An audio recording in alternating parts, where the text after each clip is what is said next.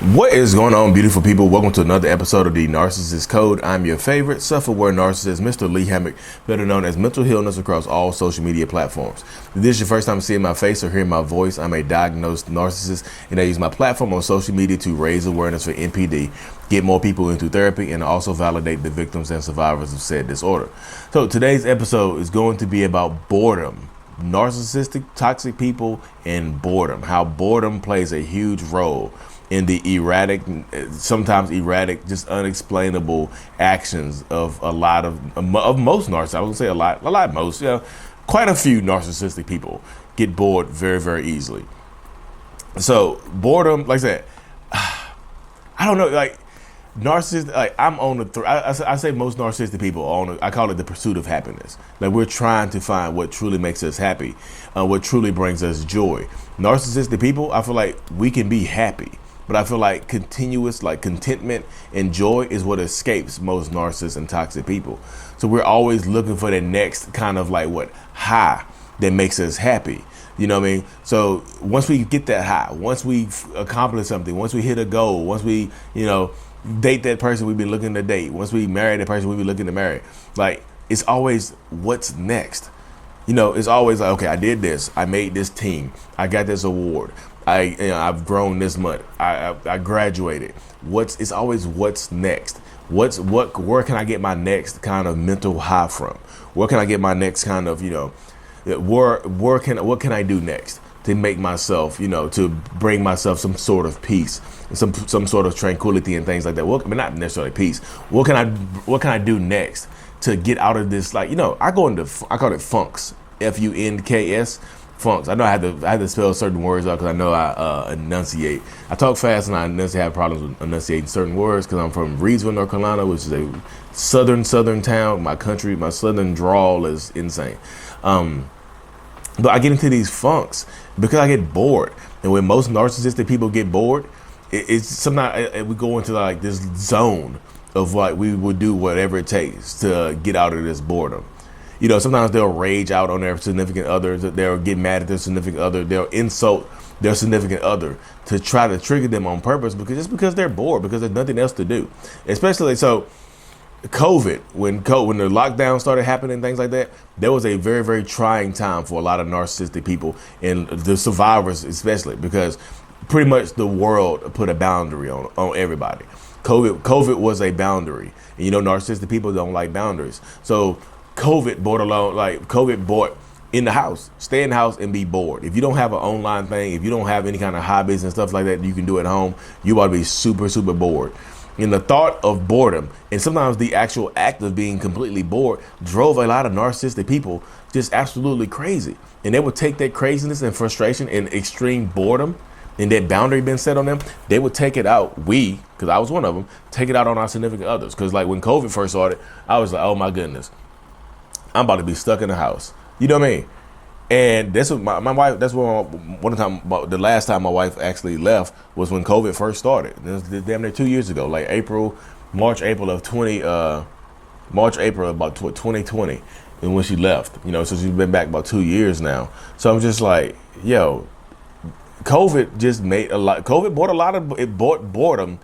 It made boredom kind of front and center for most people. It just put it out there. It's just like, okay, you're going to be bored now. So what are you going to do? And a lot of people, because they were bored, because that boundary got enforced on them, they took it out on their significant others, drove them crazy because we were going crazy ourselves. We were extremely bored. So the only thing we could do is mess with our significant others. That's why you see a lot of times, I think there's a correlation between domestic violence maybe going up and, issue and COVID.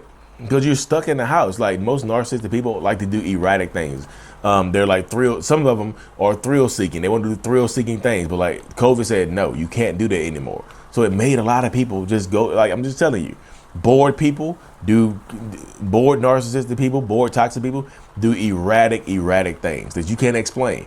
Like sometimes I can't control, like sometimes my boredom will make me do things that I cannot explain, y'all. I'll do it and I'll be like, damn, why I do that? Well, but being a narcissist, I don't take things back. I was like, well, I've done it now, so I kind of have to stand on it. I can't take this back because if I take it back, That's me apologizing and proving that I'm guilty. I don't want to be guilty, so I have to stand on the things that my boredom drove me to do. And yes, y'all. I'm not saying boredom is an excuse. I'm saying boredom sometimes is a reason. There's no damn excuse for treating somebody terribly, y'all. There's just not. You know what I mean? Unless that person is somehow treating you terribly. You know what I mean? Oh my goodness. Unless somehow some way somebody is treating you terribly. You know what I mean? But like, it's still, me personally, you know me, I match energy. I'm all about trying to match energy and do things like that with people and things of that nature. So I always match energy. But like, if you match a narcissist energy, they tend to, they don't like that. If you feed a narcissist a taste of their own medicine, they typically spit it up. You know what I mean? A bored narcissist is a dangerous narcissist. And no matter, like I said, no matter, like, honestly, y'all, the love bombing phase for a narcissist is actually going to be really fun. It's like the love bombing phase is going to be probably the least boring time in your relationship with a narcissist or a toxic person. The very beginning of it is going to be the least boring time. But like most narcissists, most toxic people, they can't keep that act up too long because it gets, just doing the same thing over and over again. It does get boring. Just be real. Just keep it honest with you.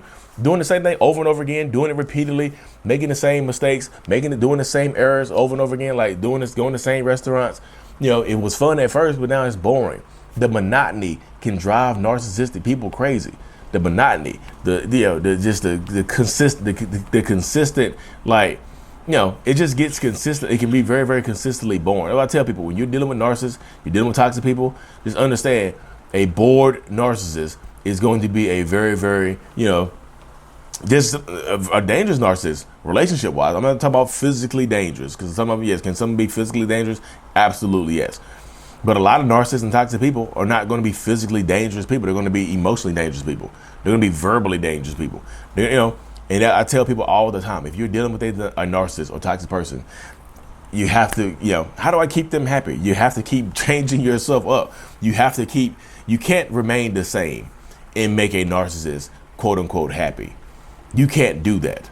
You know what I mean? You can try to do that. You can try to make them happy. You can continuously, try to do new things, but eventually they're going to get bored with you. Your supply is going to run out with them, or the supply they get from you, which was initially fun, is going to initially fun and full, is going to run low. And once it runs low or runs out, they're going to try to start to replace you. They're going to get bored and start to go cheat. They're going to get bored and start to not come home on time. They're going to get bored and start to lie and try to manipulate you and play games with you. They're going to get bored and start to try to gaslight you. Boredom is a driving force for a lot of narcissistic people. Perpetual boredom. It's like, literally, nothing is fun for an extended period of time with narcissists. It just isn't. Like, it's hard to maintain this. That's why a lot of narcissists, they're always switching jobs. I get bored at this job, I quit. I get fired and do something erratic at the job. They get bored in a relationship. They try to switch relationship partners. They get bored with certain hobbies, so they're continuously switching up hobbies and finding new things to do. They're going to keep doing that type of stuff because the boredom is kicking in and taking over, pretty much taking over their life. I know a lot of people just like, Lee, you're making an excuse for narcissism. I'm not making an excuse. Like, I think one of the traits of I haven't looked at the DSM-5 in a long time, but one of the traits of dealing with narcissists and toxic people is like a propensity to being bored as hell, y'all. Absolutely. I tell you, like I said, you're going, like, if you're dealing with a narcissist or toxic person, they always seem like they're changing so many things in their life up, like nothing can remain the same for a long period of time, then that person is a bored person. It was fun at first, but now you as the partner to that narcissist, you as the son or daughter to that narcissistic person, are going to feel the results of them being bored.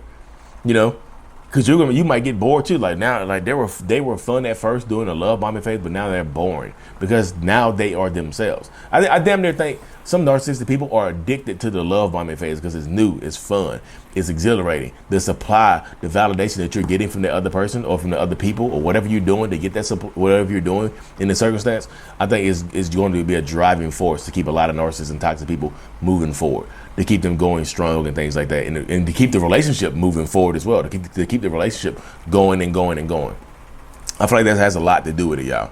So I know a lot of people, are in, like I said, y'all, So I have a long day ahead of me to y'all. Cut this episode short. I really truly appreciate y'all for tuning into the episode. If you're listening to this on Apple Music or Spotify, hit me with that 5 stars, y'all. Please hit that 5 stars for me. I'm truly thankful. I know, look, as much as y'all learn from me, I learn even more from you. I'm truly thankful for y'all. Like and subscribe for more. Mental Illness is out. Peace.